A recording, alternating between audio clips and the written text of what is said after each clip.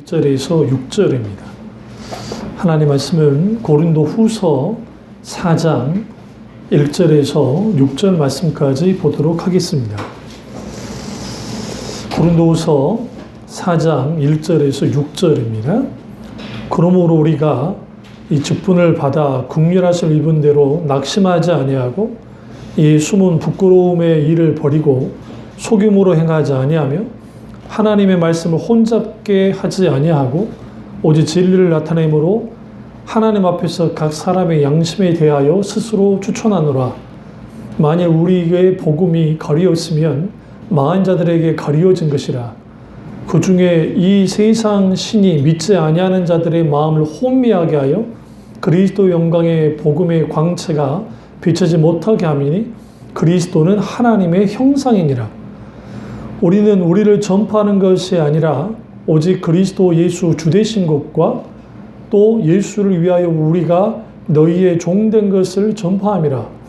어두운 데 빛이 비치라 말씀하셨던 그 하나님께서 예수 그리스도의 얼굴에 있는 하나님의 영광을 아는 빛을 우리 마음에 비추셨느니라. 아멘. 말씀 제목은 믿음이란 무엇인가? 라는 제목으로 말씀 나누도록 하겠습니다. 믿음이란 무엇인가? 라는 말씀을 제목으로 나누겠습니다. 이제 3주간에 걸쳐서 비전 트립을 이제 하도록 하겠습니다. 그리고 비전 트립 컨퍼런스 때 다룰 것은 이제 믿음에 있어 다룰 텐데요. 오늘은 첫 번째로 믿음이란 무엇인가? 믿음의 성격을 다루고요. 또 다음 주에는 이제 믿음의 법칙, 그리고 그 다음에 믿음에 의한 삶과 하나님의 행하심을 보는 것, 그것을 오늘 다루도록 하겠습니다. 믿음이란 뭘까요? 대부분이 우리가 하나님을 믿는다고 하죠. 세상에서 말하는 믿음과 성경에서 말하는 믿음이 전혀 다릅니다. 영어에도 믿는다 할 때에 믿음을 우리가 believe라는 표현도 쓰고 faith라는 표현도 씁니다. 근데 주로 성경에서 쓰일 때는 believe라는 의미보다는 faith라는 그 의미로서 이제 하나님께 대하여 쓰죠.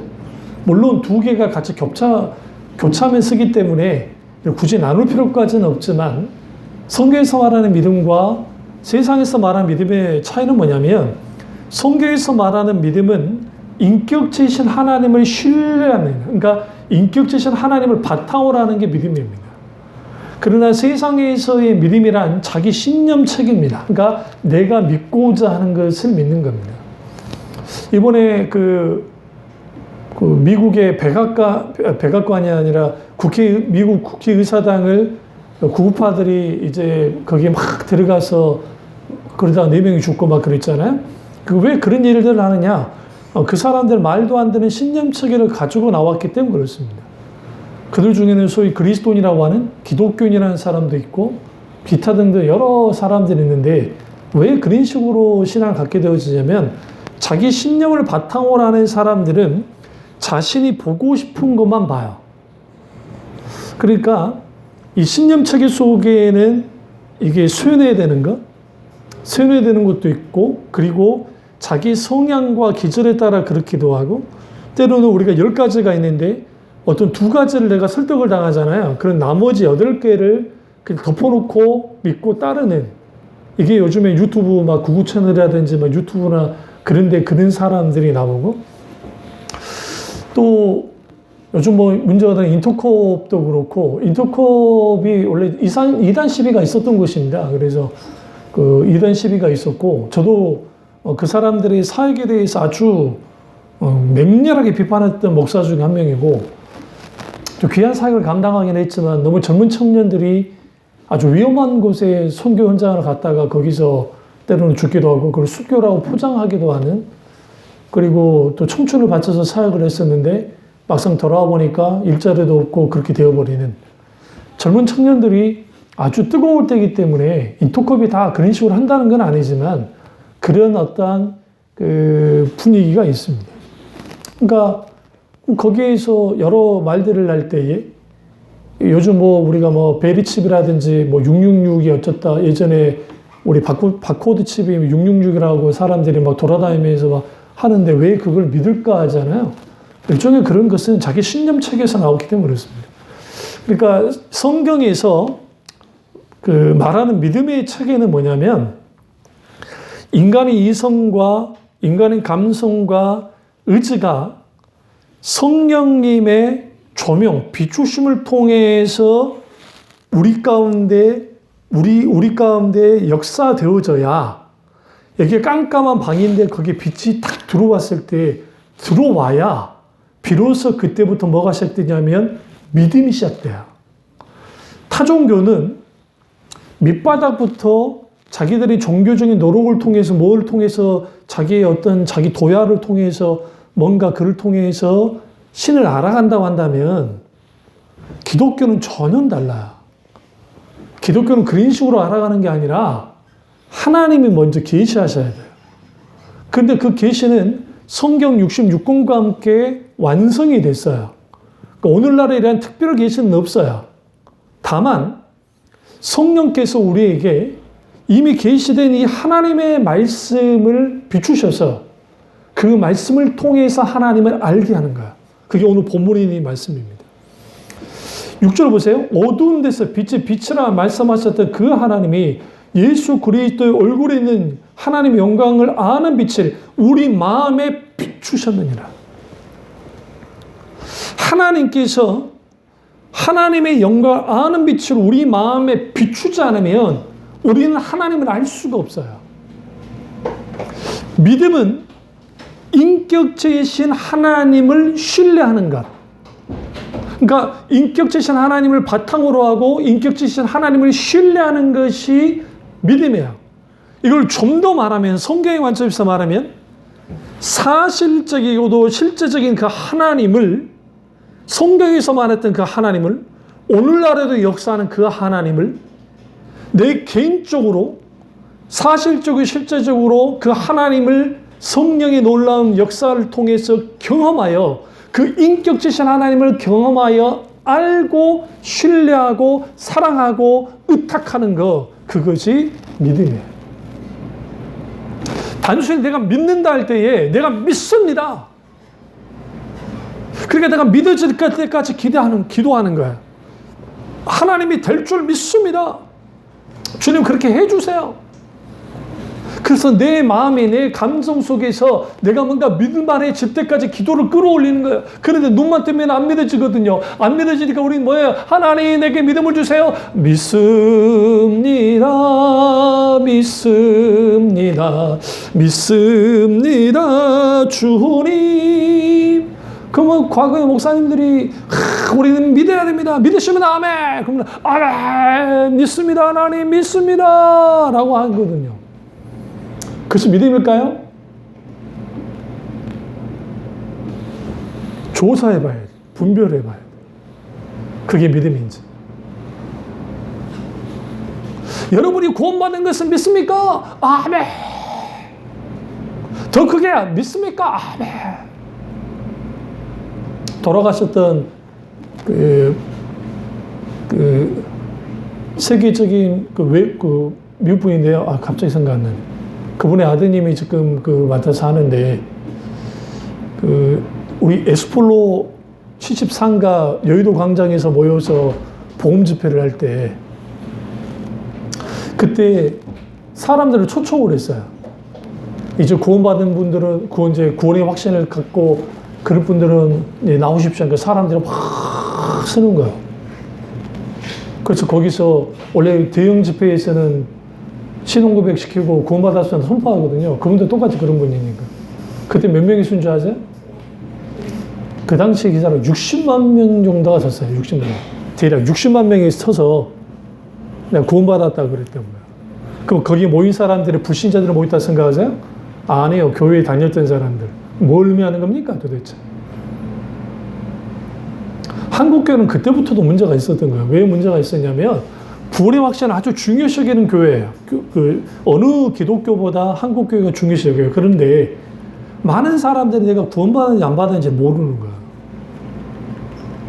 근데 그 세계적인 분강사 목사님이 오셔서 거기에서 이제 강력한 메시지를 여의도 광장에 있을 때 거기 선포하니까 사람들이 일어나서 막 울면서 막 했단 말이죠. 그러면서 막 너무 고무되셔가지고 내가 세계를 다 돌아다녔지만 한국처럼 이렇게까지 구원의 열매를 맺은 지 없다고 그러고 가셨거든요. 속사정을 들여다보면 그건 아니었다는 거예요.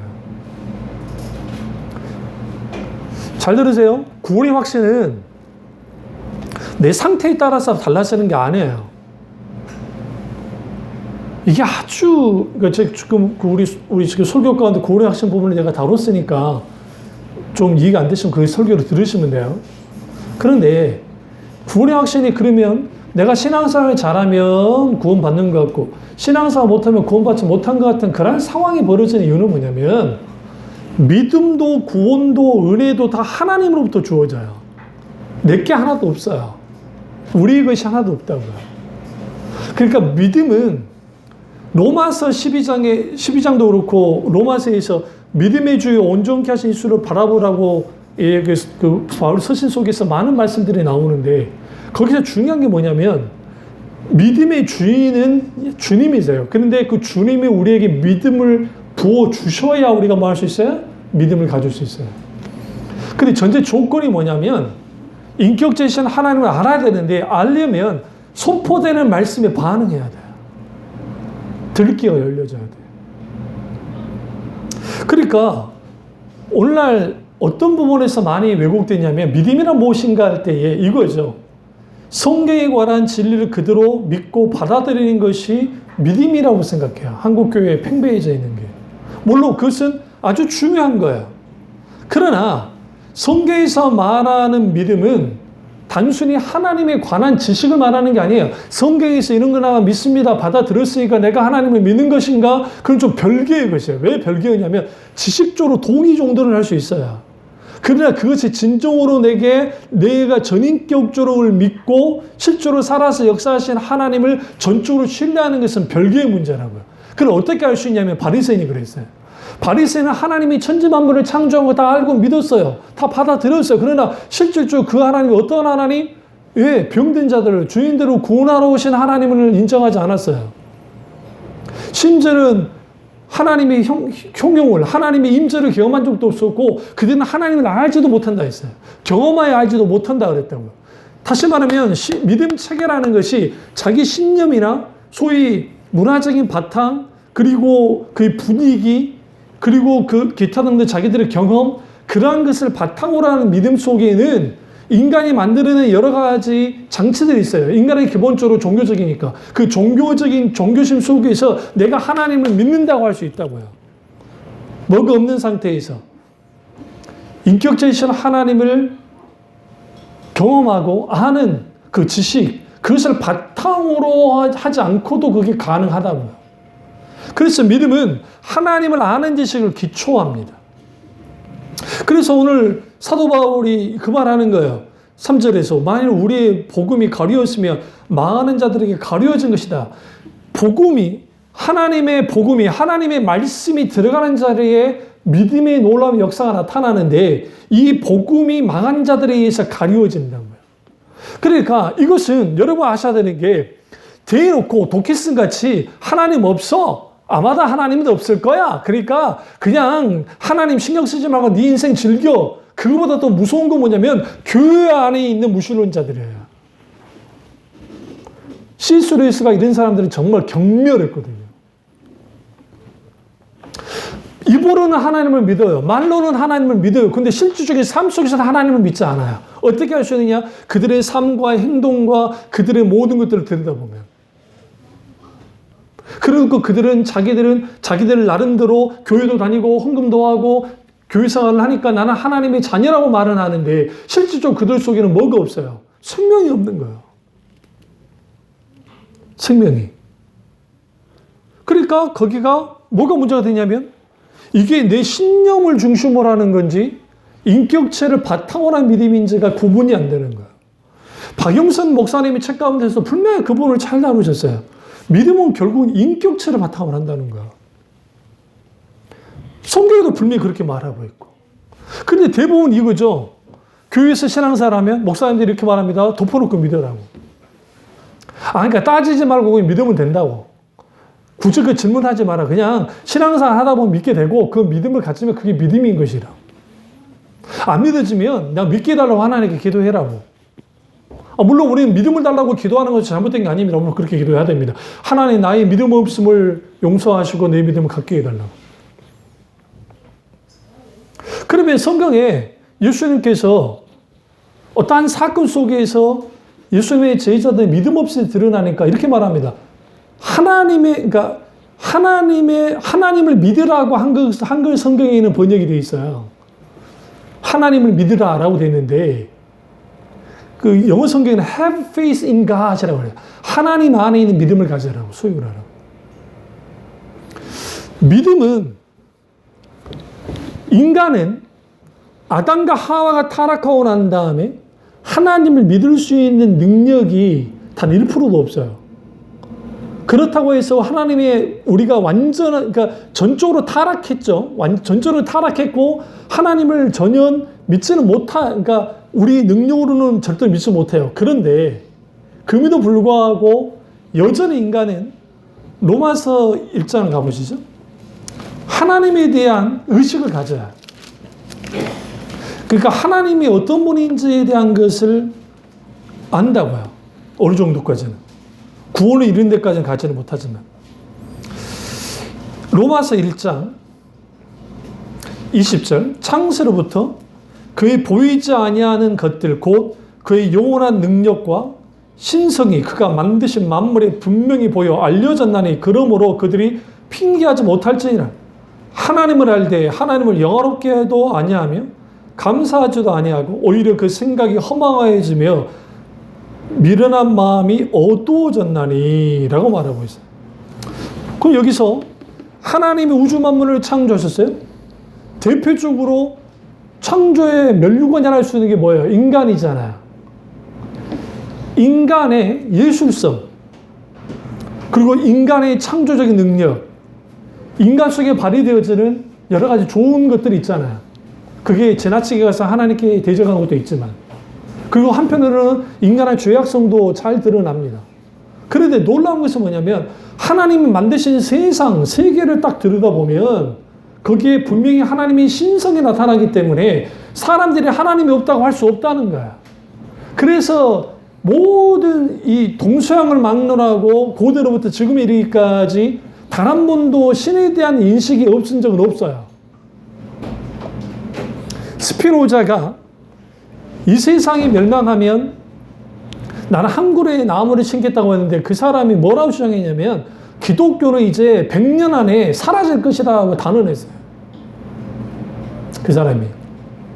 그러니까 우리는 너무 이게 좋은 명언이니까 스피노자가 세상이 멸망할 때는 한 그루의 사과나무를 심겠다고 하니까 우리는 너무 좋은 말이다 하는데 그 사상이 아주 무서운 사상을 갖고 있어요. 그게 뭐냐면 신과 상관없이 나는 인간으로서 내가 하고자 하는 일을 하고 살다가 죽겠다라고 하는 거야. 그런 사상을 갖고 있는 거야. 그러니까 우리가 데카르트가 자연으로 돌아가자라 했거든요. 그 영향을 보고 진짜 자연으로 돌아가는 사람들 있어요. 아마존의 원주민처럼 빨가벗고 사는 사람들. 그것을 이상향으로 생각했고 그 모델을 아담과 하와로 봤어요. 그러나 데카르트는 철저하게 무신론적인 실존주의자였습니다. 하나님을 믿지 않았습니다. 그러나 인간의 근본적인 인간됨의 원천을 어디로 찾았어요? 자연으로 삼았고, 그러나 결국 그 마지막은 뭐예요? 허무하게 끝나버렸단 말이에요. 여기서 우리는 뭘 알 수 있냐면 하나님이 인간에게 하나님을 알 수 있는 신성이 창조 속에서 나타나고 그들이 하나님을 알되 하나님을 영화롭게 하지 않았다는 건 뭐냐면 지식적으로 하나님을 아는 거예요. 인식 정도는 할 수 있던 거예요. 여러분, 제가 깜짝깜짝 놀라는 게 뭐냐면 그리스 로마 신화 같은 거를 보다 보면 그리스 로마 신화 그런데 보면 신이 죽었다 살아난 바카스 신도 그런 신 중에 하나거든요. 술의 신이라고 하는 바카스도 그런 신이거든요.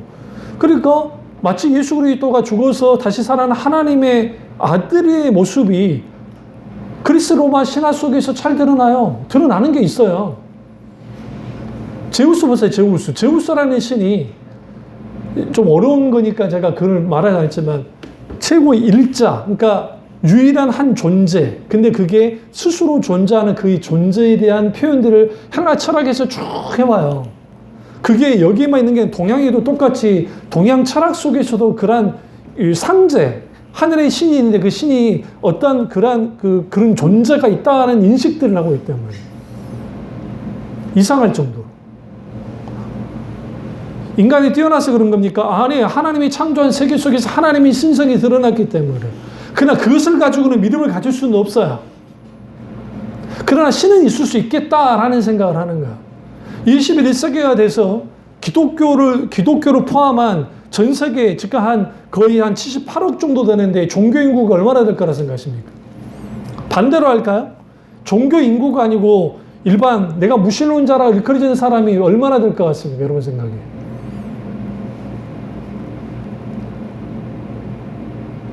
10억 될 것 같습니까? 안 돼요. 3억도 안 돼요. 거의 대다수 종교인들이에요. 힌두교 어마어마한 숫자가 4, 5억 힌두교, 무슬림, 기독교, 그 다음에 샤머니즘, 가까이 있는 일본 신도이즘, 이런 기타 등등 불교부터 시작해서 힌두교, 이슬람교, 그 다음에 이란에 있는 조로아스터교 다시 또 있으니까 조로아스터교, 거기 무슬림도 있고, 기타는 종교를 다 합해보세요. 전 인구의 90% 이상이, 전 세계의 90% 이상이 종교를 갖고 있어요. 놀랍게도. 그래서 나온 게 종교를 없애자고 나온 거예요.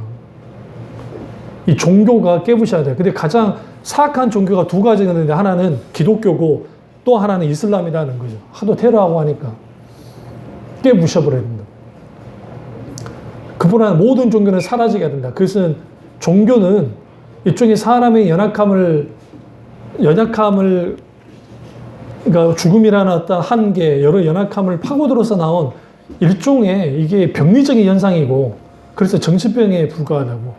그러니까 당연히 공산주의나 이 사람들 유물론 사상 속에서 이걸 종교를 아주 악하게 본 거예요. 그러니까 레닌이 종교는 아편이라고 말했던 것을 오해하면 안 되는 게, 종교는 아편이라고 할 때 러시아 종교회가 무슨 짓을 했냐면 권력과 야합을 하면서 사람들을 아주 찍어 눌렀어요. 그리고 완전 미신화 됐었죠. 그런 상황에서 무슨 일을 벌였냐면 사람들을 아주 그러니까 고통스럽게 만드는 앞장을 섰던 게 러시아 종교입니다. 근데 사람들이 어리석게도 그 러시아 종교 안에 사탕 발림의 종교적인 미사오구나 행사나 종교적인 어떤 그런 거를 하면서 사람들을 거기에 눌려서 자기들이 지금 억압당하고 착취당한 걸 모르는 상태에 마약에 중독될 수 있다고 하면서 레닌이 그 말을 한 거예요. 종교는 아편이라고. 너희는 중독됐으니까 빨리 끊으라고. 그럼 여기서 기독교와 타종교의 차이가 뭐냐 하는 거예요. 여기서 굉장히 중요한 거예요. 오늘날 믿음이 잘못 이해되어지면, 그러니까 성경에서 말하는 믿음을 갖지 못하면 인간은 기본적으로 종교적인 기독교를 믿어요. 그러니까 성경에서 말하는 인격체신 하나님을 바탕으로 하는 신앙을 갖는 게 아니라 종교적인 기독교를 믿어요. 그럼 종교적인 기독교를 믿으면 뭐가 똑같으냐면 이 사람은 유대교를 믿든 이슬람을 믿든 불교를 믿든 신도이즘을 믿든 상관없어요. 하나의 종교 체계 안에서만 믿어가는 거야. 그리고 용어가 이런 용어를 쓰는 거죠. 기독교 용어를 쓰는 거예요. 그러니까 당연히 종교적으로 믿기 때문에 자기가 받고 싶은 거, 자기가 원하는 것만을 받아들이니까 자기가 힘들고 어려우면 무당하게 찾아가는 거 그렇게 어렵게 생각지 않아요.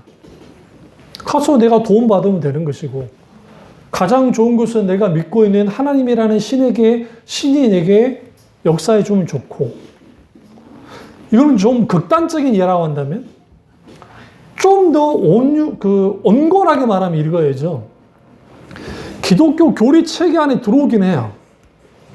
그래서 그것이 아니란 건 알아요. 그리고 아니까 그를 떨떠름하게 여기긴 하지만 그러나 내가 어떤 위기 상황이나 힘든 상황이 되어지면 기꺼이 어디까지 가요? 무당에 가게 돼요.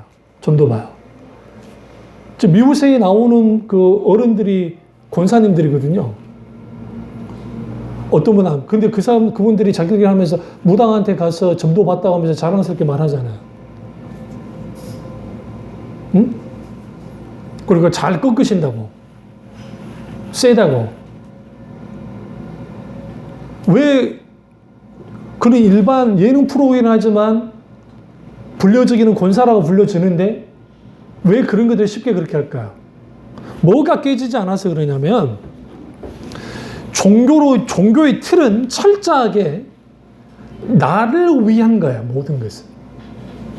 그래서 여기 이 말 하잖아요. 로마서 다시 가보죠. 로마서 1장에. 1장 보시면 22절은 스스로 지혜있다나 어리석게 된, 그들이 스스로 지혜있다고 여기는 거죠.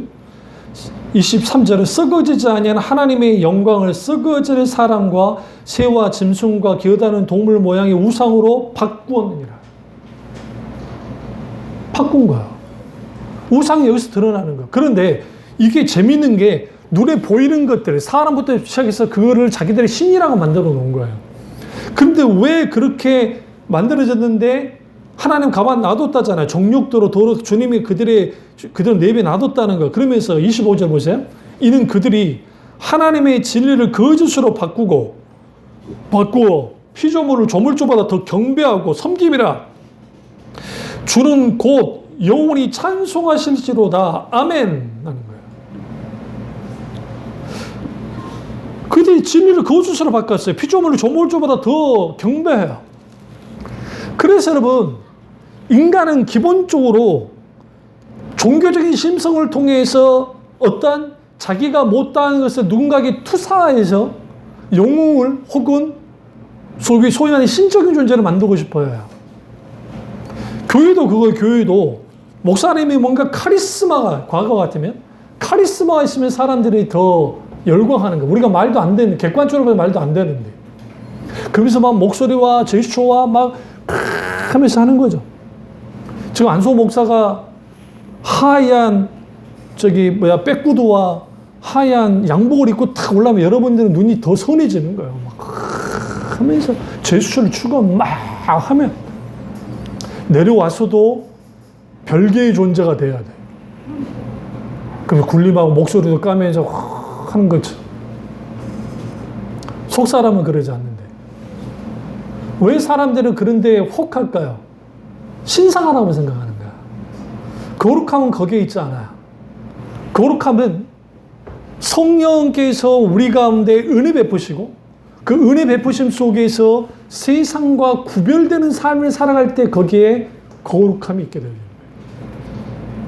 그러면 오늘은 비전 트립 출발하니까 제가 이걸 좀 길게 말하는 이유가 뭐냐면 이 설교를 듣고 있는 분들이 잘 이해하셔야 되는 게 성경에서 말하는 믿음과 신념체계의 믿음의 근본적인 차이는 뭐냐면 성경에서 말하는 믿음은 하나님께로부터 우리 가운데 신뢰와 확신이 주어지기 때문에 그게 하나님 말씀 성령의 조명 속에서 주어지기 때문에 내가 이걸 받아들일 때 내가 뭔가 다 이해하고 뭔가 내가 받아들일만 하니까 받아들이는 게 아니라 성령께서 놀랍게 역사하시니까 받아들여져요. 근데 신념 체계는 뭐냐면 자기가 취사 선택에서 내가 믿습니다. 자기 암시를 걸고 자기 암시를 걸어서 내가 이제 믿는다고 여기는 거야. 마음으로. 믿는다고 여기니까 그 감정 작용 속에서 내가 믿었어. 이제 난 믿게 됐어. 그리고 실제로 그렇게 될 거야. 그러니까 종말론에 빠졌던 제가 군대에 있을 때 그 이장님 담임선교회 종말론에 빠졌을 때에 제가 그때 아주 군대에서 고초를 당했던 게 고참들이나 장교들이 찾아와서 계속 나한테 야 이거 니네 저거 한다는데 어떻게 된 거냐 계속 물으니까 내가 아주 그냥 그랬거든요. 1992년 10월 28일 날 휴거가 불발이 됐는데 다행히 그때 내가 짬밥이 어느 정도 있었으니까 괜찮았지. 그러니까 제가 대놓고 그 말을 했어요. 이제 들어보시라고 다들. 그러니까 나를 놀리려고 그런 거예요. 기독교 놀리려고. 절대로 예수님 안 온다고. 그 이유는 아버지도 모르고 천사도 모르고 누구도 모르고 아버지만 아시기 때문에, 아들도 모르고 하나님만 아시기 때문에 이미 그들이 알았다고 한다면 이미 끝난 거다. 하나님은 오시지 않을 거다. 걱정하지 마시라. 그러면 나 그러면서도 또 계속 그래요. 딴지 걸면서 야 그냥 탈행해라. 어차피 휴가 갈 거 뭐 하려고 군생활 하냐. 막 그런 얘기도 있었는데. 그럼 왜 그 잘못된 신념 체계 속에 들어가 버릴까요? 그 이유는 딱 한 가지. 그게 뭐냐면 인격되신 하나님을 하나님의 말씀 가운데 만난 적이 없는 거예요. 그러니까 인격되신 하나님을 성령의 놀라운 조명과 역사심을 통해서 만나야 돼요. 어디에서? 하나님의 말씀에서. 그 말씀에서 만나야 거기서 성경에서 말하는 하나님을 알게 되어져요.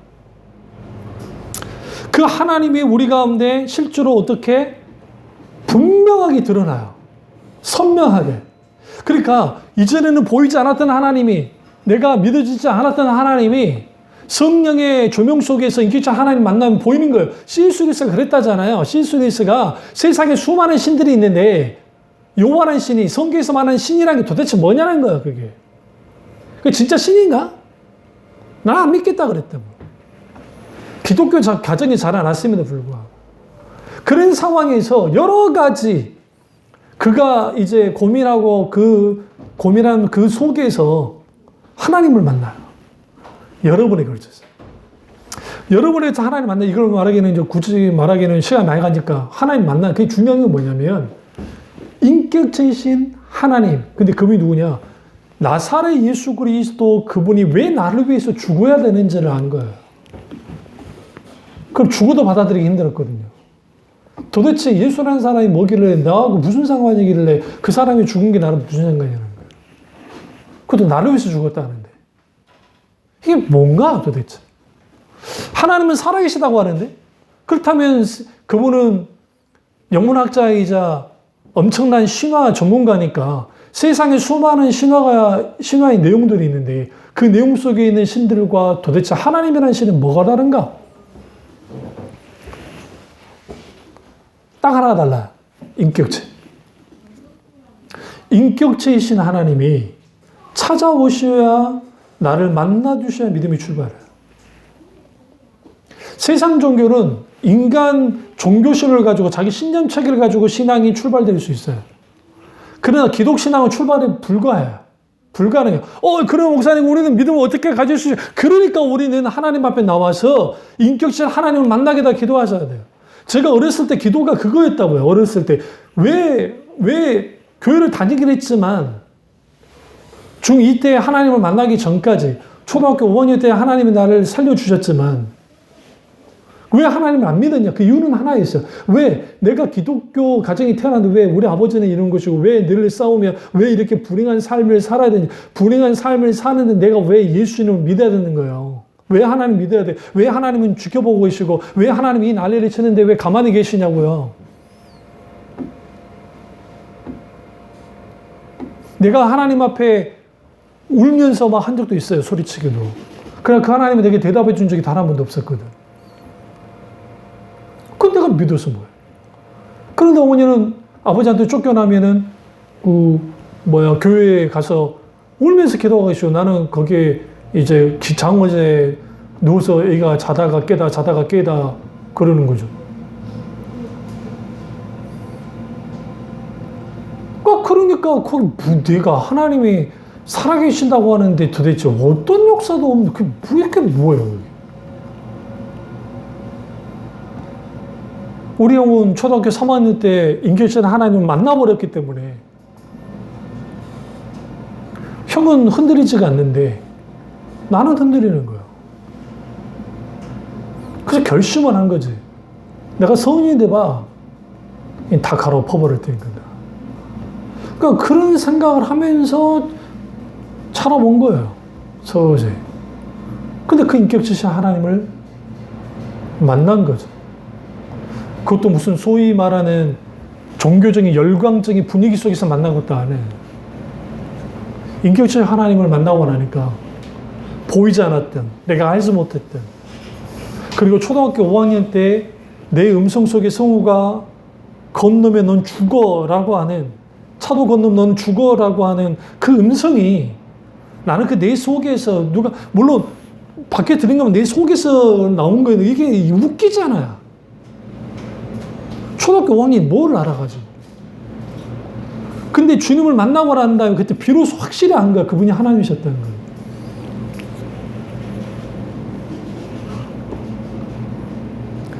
그럼 믿음의 출발은 그러면 종교적인 체험을 통해서 많은 사람들이 어떤 종교적인 체험을 통해서 신앙이 출발되어지고 기도 응답을 통해 신앙이 출발되어지고 교회에 나와서 어떻게 출발은 다 달라요. 출발선이. 그러나 공통적으로 겪었던 게 뭐냐면 성경에서 말하는 인격지신 하나님을 성령의 조명과 성령의 역사 가운데 만나야 믿음이 출발돼요. 어디 안에서? 하나님 말씀 가운데서. 그 덮어놓고 성경도 읽지 않고 하나님을 찾지도 않고 가만히 있어. 그럼 자동차로 하나님 만나집니까? 물론 이건 있어요. 누군가 중보기도를 하면서 어떤 특별한 사건과 어떠한 일들이 있어서 그런 일이 벌어지지 않기는 않지만 정작 우리 이렇게 대면해야 돼요. 정말 하나님이 살아계시다고 한다면 하나님의 살아계심을 보여달라고. 그래서 저도 그렇게 돌렸어요. 인격적 하나님 만났어요. 그런데 여전히 믿어지지 않는 거예요. 왜? 나는 뭔가 좀 달라졌는데 내 상황은 하나도 바뀌어진 게 없잖아요. 그래서 아주 작은 것부터 나간 거야. 아주 어린 사춘기 소년답게 집이 너무너무 가난했기 때문에 하나님 샤프 좀 주세요. 샤프. 다른 친구들은 샤프를 쓰는데 나는 샤프를 못 쓰는 거야. 없으니까. 근데 한 걸음 더 나갔지. 이왕 주시려면 일제로 주세요. 일제가 좋았잖아요. 일제가 좋으니까. 하나님 놀랍게 주신 거 아세요? 일주일도 안 돼서 받았어요.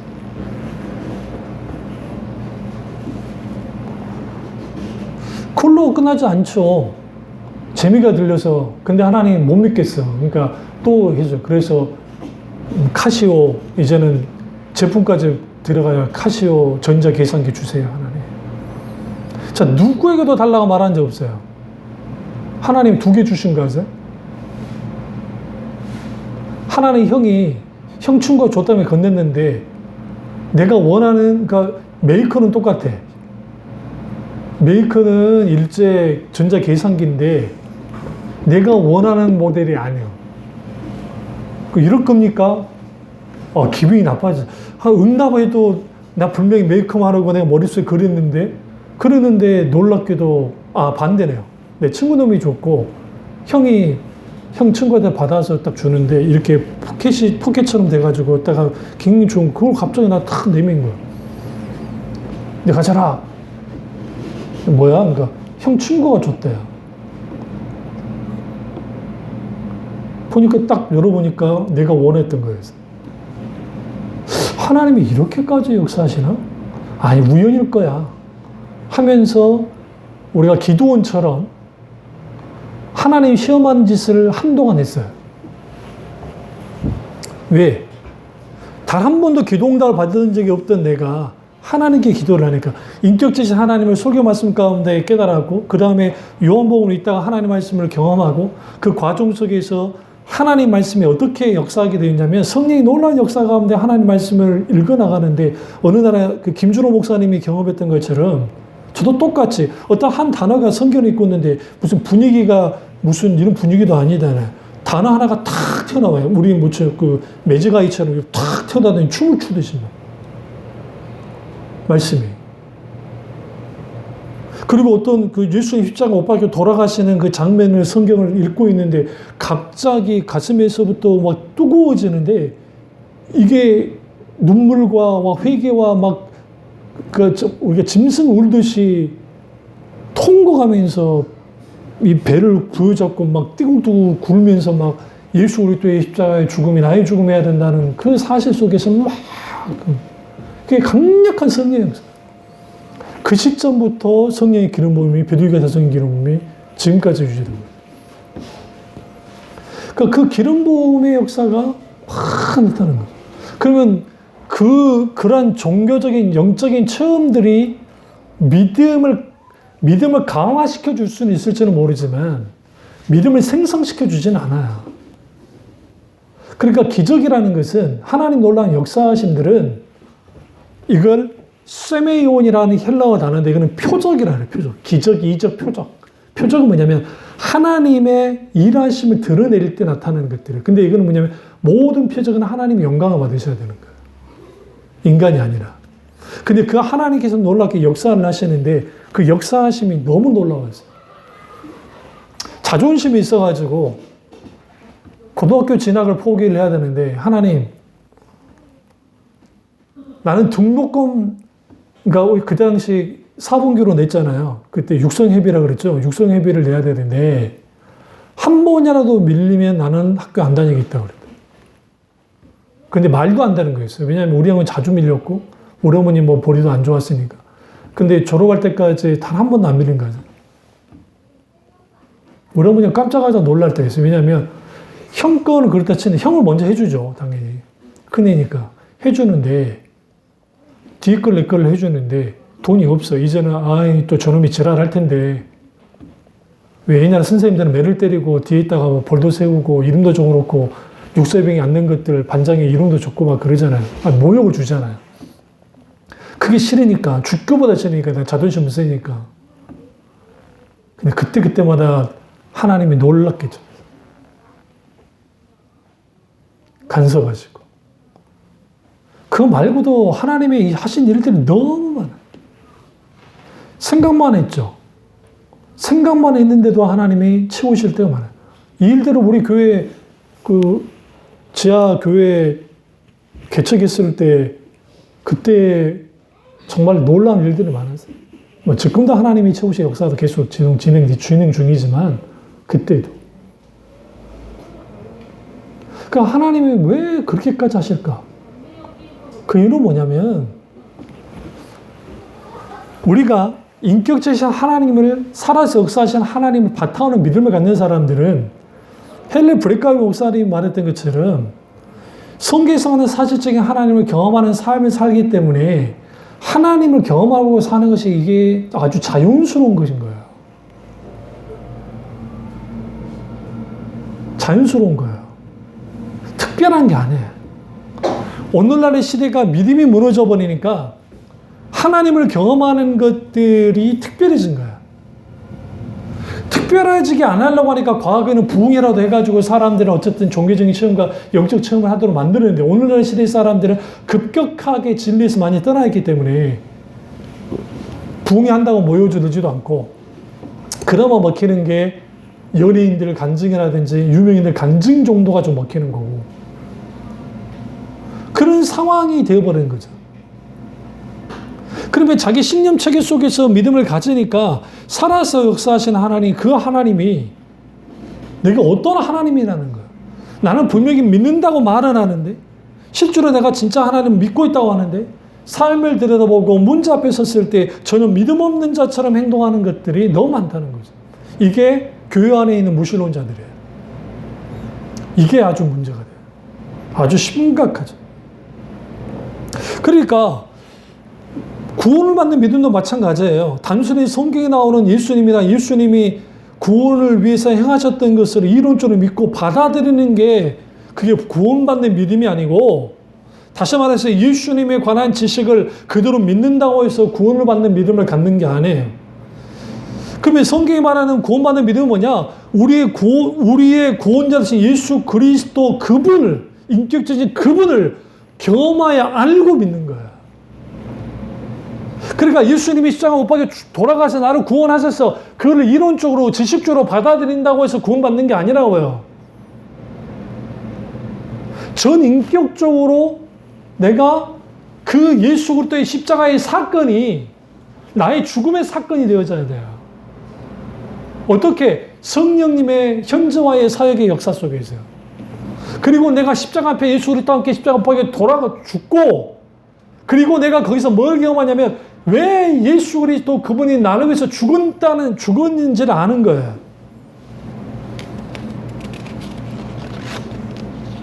그리고 믿게 되는 것이고. 여기서 오해하지 마세요. 하나님에 관한 지식, 성경에 관한 지식을 있는 그대로 받아들이는 게 잘못됐다는 게 아니에요. 그 받아들이는 것은 아주 중요해요. 그런데 이것은 우리 신앙의 필수적인 핵심적인 것은 사실이에요. 그런데 중요한 건 뭐냐면 성경에서 말하는 믿음이라는 것은 단순히 하나님에 관한 진리들 이론적으로 확실히 믿는다고 해서 성경에 말하는 믿음을 내가 갖고 있다는 것은 아니라고요. 왜? 그런 사람 너무 많았거든. 예레미야 시대 이스라엘 백성들에서는 예수님 당시 바리새인뿐만 아니라 유대인들이 다 그랬어요. 대부분의 사람들. 니고데모를 보면 아시잖아요. 니고데모가 나와서 그가 선생님이었고 랍비였고 바리새인이었고 그리고 학식이 뛰어났고 성품도 좋았던 사람인데 그가 영성의 문제에 대해서 자기 고민을 털어놨을 때 예수님이 뭐라면 네가 그거 알지도 못하느냐라고 책망하시네요. 근데 그 알지 못하냐 할 때 우리는 단순히 지식적으로 알지 못하냐 그걸 말하는 게 아니에요. 단순히 기노스코 네가 경험하여 알지 못했냐라는 거예요. 할 말이 없는 거예요. 니고데모가. 소위 종교 체계 속으로 자기 종교적인 체계, 신념 체계. 그러니까 여러분 이거 아셔야 돼요. 이슬람 사람들이 이슬람 교도들 아주 믿음이 좋은 사람처럼 보이잖아요. 겉만 봐서 그래요. 그럼 왜 그들이 아주 믿음이 좋게 보여졌냐? 그거 안 하면 구원받을 수 없다고 억압을 해놨기 때문에. 틀을. 그리고 또 하나의 분위기는 뭐냐면 그렇게 하지 않으면 안 된다, 안 되는 분위기가 있어요. 하기 싫어도 해야 돼. 우리 유교 문화 안에 있을 때하고 거 똑같아요. 그리고 그 사회가 아주 소위 말하는 찍어 누르는 사회이기 때문에 이것에 대해 내가 반작용으로 나가면 문제가 돼요. 그게 두려워서라도 자기들이 해야 돼. 그리고 또 하나는 뭐냐면 탐심이에요. 그러니까 조국 정통주의, 율법주의, 인본주의, 뭐 기복주의 이 네 개의 공통적인 특징은 탐욕을 중심으로 탐욕. 인간의 기본적인 탐욕. 내가 이렇게 함을 통해서 신이 기뻐하고 신이 나를 위해서 복을 줄 거라는 생각을 하고요. 성경에서 나오는 하나님의 사람들은 그런 식으로 기도하는 사람이 없어요. 인격적인 하나님 그분을 알기를 살아가기를 원해서 나와서 기도를 해요. 이게 인격체를 바탕으로 하는 믿음의 차이예요.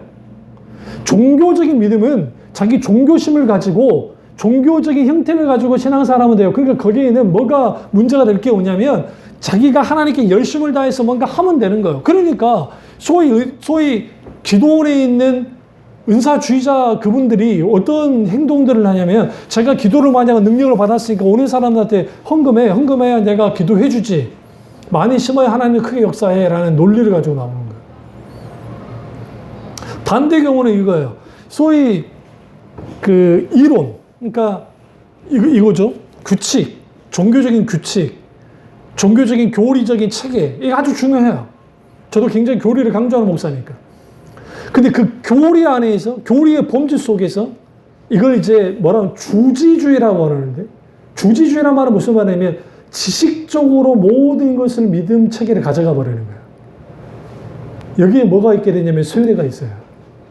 나쁘게 말하면 쇠뇌고 좋게 말하면 그것만 습득하면 내가 믿음을 갖고 있다고 생각하는 거야.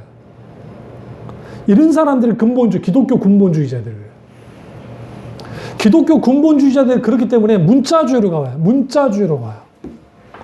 문자주의로 오니까 성경의 잣대를 가지고 그래요. 그러니까 우리 주홍글씨라는 영화 혹시 생각나시면 어른들만 봐는 영화긴 한데 그게 그 데미 무어가 나왔던 주홍글씨라는 그 영화를 보시면 그 영화를 주홍글씨 그 청교도들이 그 여자를 아주 이제 할 때에 거기에 관계되는 정말 추악한 죄를 같이 짓고 있던 그 관계에 모든 사람이 있었단 말이에요. 그런데 결국 마지막 희생은 누구만 나가냐면 데미 무어 그 여자만 희생을 하고 끝나버리는 그게 청교도의 아버지였던 존 오웬 목사님부터 시작해서 리차드 벡스터, 뭐 기타 많은 하나님의 기라성 같은 하나님의 사람들이 있을 때는 성령의 역사하심과 하나님의 말씀의 능력이 각시에 나왔고 깊이 하나님을 사유하고 하나님의 아름다움을 누리고 인격적인 하나님을 바탕으로 하는 믿음을 가지고 어떤 상황과 환경과 여건 속에서도 살아나왔고 하나님의 도덕적인 통찰에 들어가면서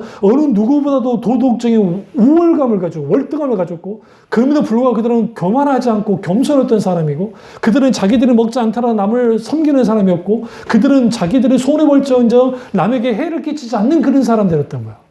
그게 청교도들이었어. 그러나 세월이 오르고 난 다음에 교리 체계 안에 그들의 스승들이 그들의 선배들이 남겼던 신앙의 유산을 깨뜨려 버리니까, 잃어버리니까 무슨 일이 있냐면 머리로만, 이론으로만, 교리로만, 의식과 형식만을 추구하는 신앙생활을 하기 시작했다는 거야. 그러니까 종교심으로는 의식과 형식을 충분히 다 할 수 있어요. 교리주의도 그렇게 가능해요. 그러니까 무슬림들이 5번씩 가가지고 기도하는 거 가능해요. 그렇게 하지 않으면 복 받을 수 없고, 그렇게 하지 않으면 신이 노하고, 그렇게 하면 안 돼요. 그러니까 제가 아는 무슬림권 선교사 목사님 그 말을 나는 물었던 거야. 거기서 사역하시면서 무슬림의 친구를 삼았는데 너네는 5번씩 기도를 하는데 도대체 무슨 기도하냐? 라고 하니까 탁 쳐다보더래. 이해가 안 된다는 거지. 그걸 왜 묻니? 그냥 기도해. 아니 뭐 그냥 기도하겠어. 너네들 하루에 5번씩 기도하려면 힘들겠다. 안 힘들어. 왜 안 힘들어? 우리 그 기도 이맘이 거기서 기도를 알라, 야스폰, 알라는 위대하다, 하면서 막 하잖아요. 그러면 거기에 기도문을 가지고 우리 기도문 하는 거. 그러니까 이제 아주 궁금하네. 그럼 너는 대화 안 하니? 뭔 소리냐고. 어떻게 알라와 대화를 할 수 있냐고. 그분은 크고 정말 전지전능하신 분이기 때문에 한 분이씩 그분에게 우리는 감히 뭐 할 수 없다. 대화를 걸 수 없다. 우리는 그냥 그분에게 찬사를 보내드리고 그분에게 그냥 이렇게 기도문으로 기도하는 것 뿐이라는 거죠.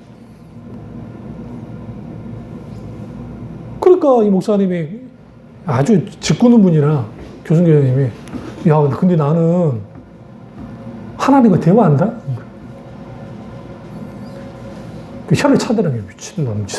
그러면서 성경에서 말하는 인격적 하나님과의 시편에 있는 하나님의 사람들이 어떻게 하나님께 기도했던 것을 쭉 보니까 얘가 얼굴이 달라지는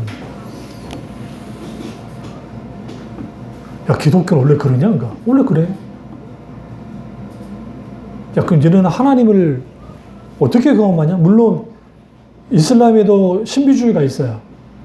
그래서 그런 것도 있지만 우리는 신이 어디나 있다고 생각하고 이 자리에 나와갖고 그러니까 당연히 신이 임한 거예요. 이게 뭐냐면 그들이 거룩한 자리에 자기들이 신의 자리에 나면 자동적으로 신의 은총이 임하는 거야.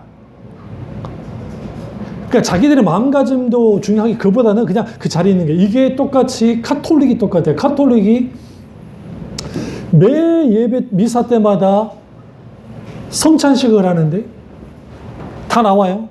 나와서 여러분이 그게 미사를 안 들어봤으니까 이제 딱 강론하고 밖에 사람들 한 사람 한 명씩 앞으로 나오게 하면 신부님이 이제 포도주는 신부님 혼자 다 드시고 빵을 떼서 하나씩 나눠주면 사람들 입에 여주면 먹고 지나가요. 이 성사, 지금 이 성례전을 통해서 하나님이 불광력적인 뭘 주시냐면, 그러니까 그들의 어떤 마음가짐과 그런 것과 전혀 상관없이 신의 은총이 기계적으로 자동적으로 부어진다고 생각해요. 그러니까 미사 때 성찬식이 없으면 미사는 절대로 안 되는 거예요. 그렇게 신앙생활 할 수 있어요. 그리고 경건한 분위기를 유도하잖아요. 거기서 떠들 수 있는 분위기는 아니니까. 조명은 조도를 낮춰서 완전 깜깜한 것도 아니고 그렇다고 해서 밝은 것도 아닌 아주 그렇고 이런 주광색이 아니라 이 백색 전구와 이 한 전구가 같이 교차돼서 같이 나와서 은은한 빛을 쏴주고 거기에 대리석 건물 그리고 거기에 소위 스테인드 글라스 그리고 거기에 조형물들이 있고 그 안에 딱 들어가 보시면 여러분이 떠들고 막 하고 싶어도 못해요. 분위기가 그래가지고. 졸전정. 무슨 말인지 아시죠? 잠을 자거나 졸전정 딴짓하지 못한다고요. 그러면 거기 그런 분위기 속에서 신에게 나가서 그 종교심을 충분히 다 했어. 근데 그것이 오늘날 교회 안에 있지 않느냐 있다는 거죠. 그것도 더 카톨릭보다 못하는 더 천박스럽게. 하나님께 드려지는 예배가 땅에 떨어져 버렸어요. 감정 과잉이 장치가 돼버리고 소위 프로그램과 사람에서 이끌려가는 그러한 게 되다 보니까 무슨 문제가 발생됐냐면 예배 가운데 인격적인 하나님을 만나고 그 하나님을 깊이 경험하고 알을 통해서 마땅히 하나님께 영광을 드리는 것들, 그리고 내 삶이 전환되어지고 돌아서는 일들이, 회심하는 일들이 벌어지는, 그게 안 벌어지는 거예요. 마당만 밟고 가버리는. 뭐가 문제가 생겨서 그러느냐? 성경에서 말하는 믿음이 무엇인지가 분명하게 세워지지 않으니까, 자기식의 믿음 체계만을 가지고 신앙생활을 하니까 뭐가 안 바뀌죠? 가치관과 세계관과 이런 것들이 안 바뀌는 거예요. 당연히 자기 중심적인 삶을 살게 돼요. 하나님 중심적인 삶을 살지 못해요. 그럼 이렇게 말합니다. 아, 이 목사님 그렇게 하면 숨 막혀서 어떻게 살아요? 아니요. 이거 하셔야 돼요. 그리스도인의 정체성이 거기서 나와요. 잘 들으세요. 우리는 제3의 인종이에요. 우리는 세상 사람과 다른 인종이라고요. 이건 제 말이 아니에요. 클레멘스라든지 토톨리안이라든지 1세기 당시 교부들이 세상 사람, 그 당시 로마 사람들 하는 말이 그리스도인은 제3의 인종 혹은 제4의 인종이다. 저들은 유대인 같지 않고 저들은 헬라인이나 로마인 같지 않다. 저들은 그리스도인 같다. 근데 그 그리스도인답다는 게 무슨 말이냐? 저들은 핍박당하고 죽으면서도 웃으면서 죽는다. 저들은 손해를 기꺼이 본다. 저들의 도덕적인 월등함을 봐라.